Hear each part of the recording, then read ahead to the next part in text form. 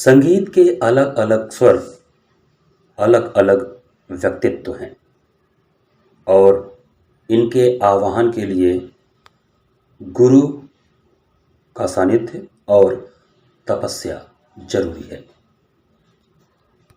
ये self expression है। इसी वजह से हमारे संगीत में विविधता है, जो कि और किसी भी विश्व में किसी भी संगीत में वो विविधता नहीं है। उदाहरण स्वरूप, अगर राग मालकौस है और 50 लोग गा रहे हैं जी, तो मालकौस का वादी संवादी आरोह अवरोह सेम रहेगा जी, बंदिश भी सेम हो सकता है जी, लेकिन हर व्यक्ति का मालकौस अलग हो जाएगा। जी, इसका मतलब यह है कि उसके अंदर आत्मा में, उसके मन स्थिति में जी, जो इमोशंस बैठे हुए हैं। जी, अब इमोशंस में भी क्या है कि संस्कार, जाति, क्षेत्र, जी, तालीम, जी, ये सारी चीजें उसमें जोड़ती हैं। जी, तो जिसकी जैसी तालीम, जैसा क्षेत्र, जी, जैसा प्रदेश, जी, वैसा ही उसका एक्सप्रेशन हो जाता है। जी, तो इस वजह से 50 लोगों का मालकोस अलग अलग हो जाता है। जी, ये विविधता विश्व के किसी भी संगीत में नहीं है।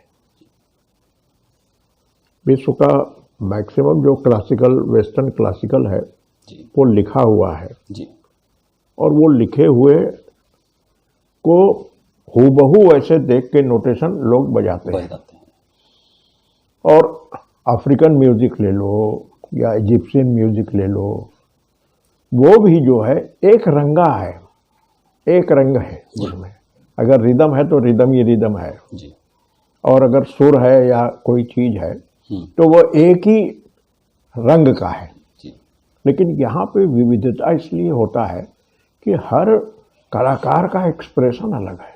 जी, किसी का क्रोधी स्वभाव है जी, तो उसके संगीत में भी क्रोध आता है। जी, किसी का विनम्र स्वभाव है जी, तो उसके संगीत में भी वो विनम्रता आती है। जी, किसी का श्रद्धावान है, कोई बहुत कैलकुलेटिव है, जी, जो अपने संगीत को भुनाना चाहता है जी, और किसी भी तरीके से अपने आप को ऊपर पहुंचाना चाहता है, जी, इस तरह के भी लोग हैं।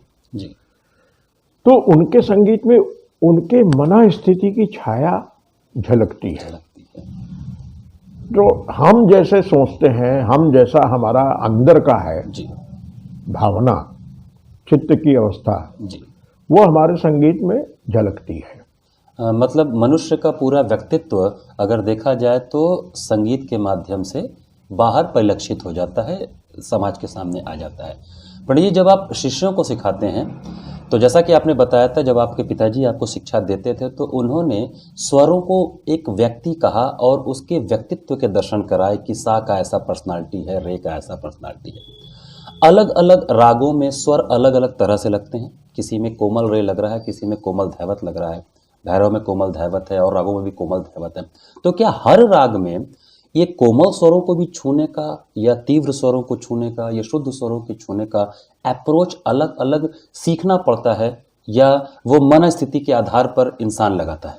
नहीं, उसको तो सीखना पड़ता है जी, और फिर उसकी साधना करनी पड़ती है। जी, अब जैसे कोमल ऋषभ है जी, तो मारवा का कोमल ऋषभ अलग प्रकृति है, जी, श्री का कोमल ऋषभ अलग प्रकृति है, जी, भैरव का कोमल ऋषभ अलग प्रकृति है, जी, तोड़ी का कोमल ऋषभ अलग प्रकृति है वो कोमल ही ऋषभ। जी, लेकिन उसकी श्रुतियां, जी, जी, उनको कौन से श्रुति से कैसे छुएंगे, जी, ये तालीम की बात है। जी, ये गुरु बता सकता है जी, और उस पर अपना ध्यान केंद्रित करके वैसा करने का कोशिश कलाकार करता है। जी, और अच्छी तालीम हो तो अच्छे ढंग से कर सकता है, जी।